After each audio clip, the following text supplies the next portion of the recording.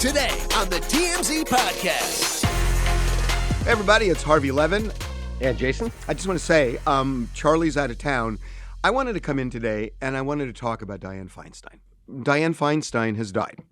And it is a moment in time for me. I just want to kind of explain because I had a radio show back in 1978. And she was one of my first guests. It was a radio talk show in KMPC. And she was a member of the California Board of the San Francisco Board of Supervisors at the time. I believe she was president of the Board of Supervisors.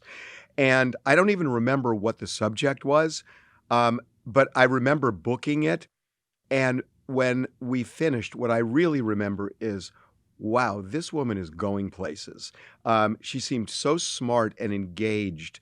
And, you know, it just reminded me that you can't look at somebody when they are very, very old and say, that is that person that lived such a long life. You have to really remember back and look back, you know, at the vibrant Dianne Feinstein, who became a trailblazer, a trailblazer for women. She was a huge force in the United States Senate and really accomplished a hell of a lot, and just in terms of legislation over time, and really had an impact. So most people probably don't know. So she's born a rich kid in San Francisco, works really hard, goes to Stanford, eventually becomes a member of the Board of Supervisors in San Francisco. The mayor at the time, George Moscone, is assassinated. That's the Harvey Milk movie. Harvey Milk was another. So this is where there was I don't even want to mention his name, but there was a guy who had it out for Harvey Milk and then George Moscone and shot them both to death. He was a homophobe. Harvey Milk was in gay. City Hall, and you know, and Dianne Feinstein, as the president of the Board of Supervisors, suddenly became mayor, and she had not had executive experience up to that point, and she got high grades, really high grades in San Francisco, and that propelled her to the United States Senate, where she served longer than any woman in the history of the Senate. So she ran for governor in California in 90. I actually worked for a guy who ran against her in the primary. I'll never forget his name was John Van de Kamp. I remember John Van de Kamp. He was DA of LA County. Also from a very wealthy family. Another wealthy man. John Van de Kamp. I remember I went to a fundraiser at somebody's house, and I was standing next to him, and he gives a speech. He said, we're running against the primary against Dianne Feinstein to eventually face the governor, Pete Wilson. And he said, we really are not concerned about Dianne Feinstein. I swear this is what he said. We're really not concerned about Dianne Feinstein. We're targeting a campaign against the real challenge, which is Pete Wilson. We're not worried about Feinstein. Then he loses to Feinstein in the primary, and then he's never heard from again. And, you know, it's interesting because that was back in a time, even though we're talking the 90s, which to me feels like, my God, that's 30 years after the civil rights movement of the 60s. It was still rare for women to become senators. And, you know, it just speaks to Dianne Feinstein's power and talent that she was able to do that. Because remember, John Van de Kamp was from LA County, and she was from San Francisco. There are far more people in LA County, so the smart money back then was, if you're from the county that has more people, you're going to get more votes, and people don't know who she is up there.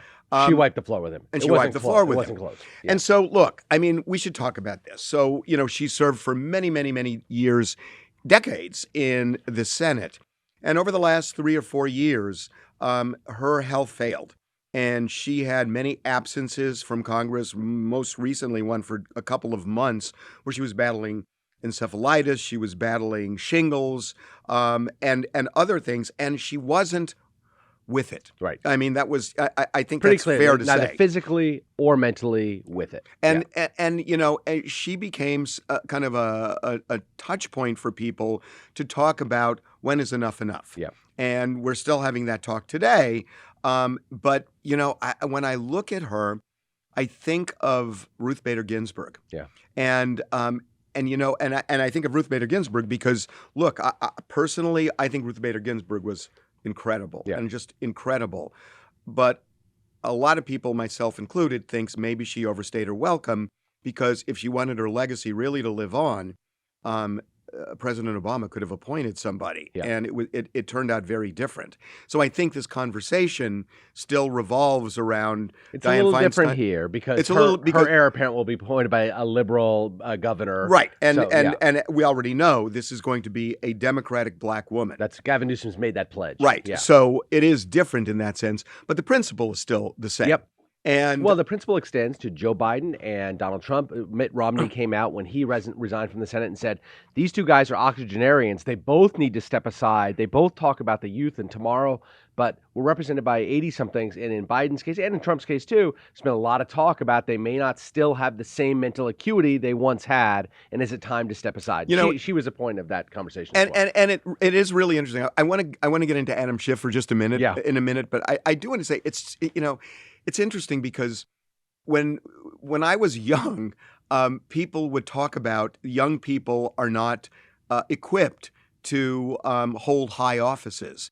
And now I think there's almost a backlash over that there are people that are so old today. Right. And you would think it would have gotten younger over time. Yeah. But this is the oldest I remember it. Oh, people are living longer lives. I mean, we had so many examples. That's true. Mitch McConnell's another example. People are living into their 90s, and there's no term limits, and there's no mandatory retirement age from elected office.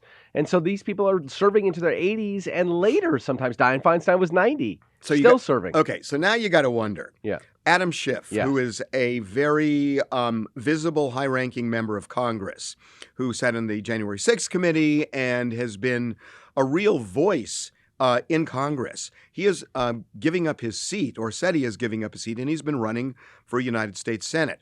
I know that there were rumblings that I know of that he was not happy when Governor Newsom said, this is going to be a black woman, because he feels like he's the most qualified for this. And frankly, I think He would have had a real chance of getting the nomination, and the nomination in California is like winning the election. Right. So and now he's been a huge anti-Trump voice and gotten a lot of, in a place like California, very popular because of it. So now, if Gavin Newsom is true to his word, and I'm sure he will be, he is going to appoint a black woman, and she will be the incumbent in whatever election there is, whatever primary, and good luck beating whoever he picks. Especially, it's only the November. Yeah. Feinstein was up for nomination for the election next year in November. Yeah. Right, exactly. So, but she'll still be, whoever he picks is going to be an incumbent. Yes. And Boy, he is screwed. so I guess the question is, and I don't see him doing this. I mean, does he keep running? Or does he say, I'm just going to run for my seat again, because he has seniority in the House? Yes. So if he keeps running, the likelihood is he's out of power totally. Right. So he's definitely going to go back on his word and run for the House again. Will he? Right? I don't think. Why wouldn't he? I mean, otherwise he's out of a job. He's got to come back and be a working stiff. And I suppose he could say, "Look, I'm doing this for party unity." Right. And I guess he could make that play. A lot But I know depends- he really, really wants this job. I guess so. There's been a couple people that have been talked about as Gavin Newsom's likely replacement for Feinstein, and it could be a placeholder. An old, he said it's going to be a black woman. It could be somebody much older who's just a carryover, a holdover for Gavin the next few Newsom's months. not going to do that. I don't think he's going to do it. No, because this is his can I just effort say, I know he's not going to do that. The last thing Gavin Newsom is going to do is point somebody where age becomes another factor. He is That's not a good going to point. do that. It makes no sense. The other thing is Gavin Newsom's basically running for president right now. Absolutely. And so his pick is going to be somebody politically cagey. It's going to be a well thought through. It's not just going to be somebody who he's doing political favors for. This is going to be somebody who can say, look, I've now appointed two, because he actually appointed the person who replaced Barbara Boxer. Barbara Boxer. And so he's replacing, this is a second one. And I'm going to make a prediction here. Yeah.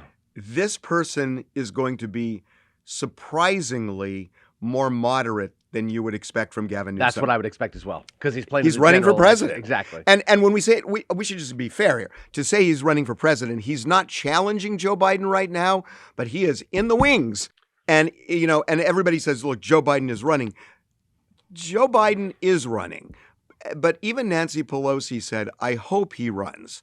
So I think there is an asterisk there. Yeah. And if he really feels like he can't beat Donald Trump, Joe Biden is a good man. And I could see him stepping, if he steps down And I know there's a Kamala Harris issue. Yep. But I could see Gavin Newsom. We're 4 months away from the first primaries? It's got to happen soon. The guy is showing up at Republican debates. I know. And he's going to be debating DeSantis, Right. which is, I've never heard of anything Neither like have that. I. And he's going to be doing it on Fox News. Yeah. The guy is saying, I'm here in waiting. Right. What I guess a gentleman in waiting. Right. And that could happen. So look, I have no idea what the machinations here are. Right.